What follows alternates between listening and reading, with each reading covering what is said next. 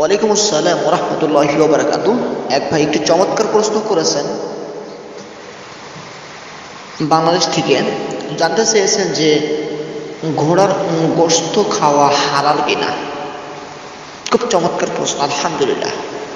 এ প্রশ্ন নিয়ে ঘোড়ার গোশত খাওয়া হালাল হারাম নিয়ে অনেক বাক বিতণ্ড রয়েছে, সমাজে প্রচলিত রয়েছে, তর্ক বিতর্ক রয়েছে। তো আমরা কোনো তর্ক বিতর্কে যাব না, আমরা সরাসরি চলে যাব হাদিসের মধ্যে, কোরআন ও সুন্নাহর মধ্যে। যেখানে পাবো যে ঘোড়ার গোশত খাওয়া হালাল, আমরা যদি রুচিতে প্রয়োজন হয় খাবো, আলহামদুলিল্লাহ। যদি মনে করি না আমরা খাওয়া হারাম, তো আমরা খাবো না।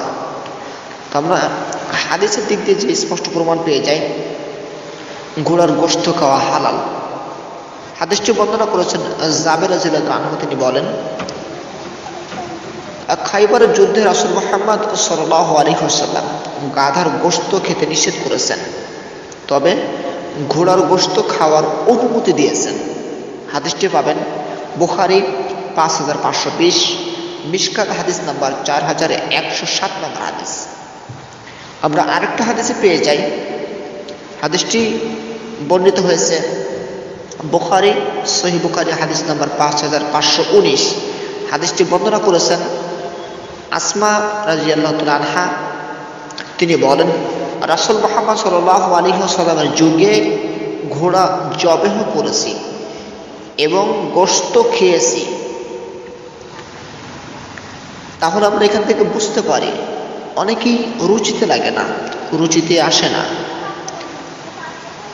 খাওয়া না খাওয়া এটা রুচির ব্যাপার। তবে আমরা হাদিস থেকে যে স্পষ্ট প্রমাণ পেয়ে গেলাম, সহিহ বুখারী, মিশকাত, দলিল সাপেক্ষে যেটি পাই সে ঘোড়ার গোশত খাওয়া জায়েজ, এটা হালাল। কিন্তু শরীয়তের হুকুম অনুযায়ী ঘোড়ার গোশত খাওয়া হালাল, আমরা খাবো, এটা আমরা শরীয়তের হুকুমে পেয়ে যাই। আর আমরা যদি রুচিতে না প্রয়োজন হয় যে আমরা রুচি হচ্ছে না, অনেকে রুচি নেয় না, তো আলহামদুলিল্লাহ আমরা এর থেকে বিরত থাকবো। তুহফাতুল আওয়াইল ৫ম খণ্ড ৪১১ পৃষ্ঠাতে, আবার সুবুলুস সালাম ৬ষ্ঠ খণ্ড ২৪৮ পৃষ্ঠাতে, ফাথুল বারী ১৫তম খণ্ডের ১৪৭ পৃষ্ঠাতে, এতগুলি কিতাবের মধ্যেও স্পষ্টভাবে প্রমাণ পাওয়া যায় যে ঘোড়ার গোশত খাওয়া হালাল। আর ঘোড়ার গোশত খাওয়া যাবে না এ সম্পর্কে আবু দাউদে একটি হাদিস রয়েছে এবং নাসাইতে একটি হাদিস রয়েছে। আবু দাউদের 3790 নম্বর হাদিস এবং নাসাইয়ের হাদিস নাম্বার 4332।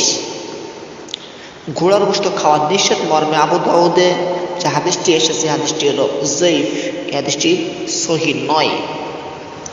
আমরা সহিহ অর্থ পাই, সহিহ বুখারীতে হাদিস পাই খাওয়া জায়েজ, খাওয়া হালাল, মিশকাতেও পাই খাওয়া জায়েজ, খাওয়া হালাল, এবং অন্যান্য কিতাব গ্রন্থ আমরা পাই খাওয়া জায়েজ, খাওয়া হালাল।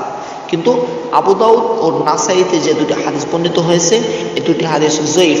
আর ইসলাম যেহেতু সবল, ইসলাম যঈফ নয়, যঈফ অত দুর্বল, অতএব আমরা দুর্বল কোনো হাদিসকে গ্রহণ করব না।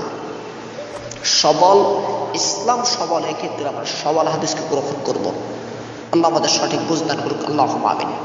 আসসালামু আলাইকুম ওয়া রাহমাতুল্লাহি ওয়া বারাকাতুহু।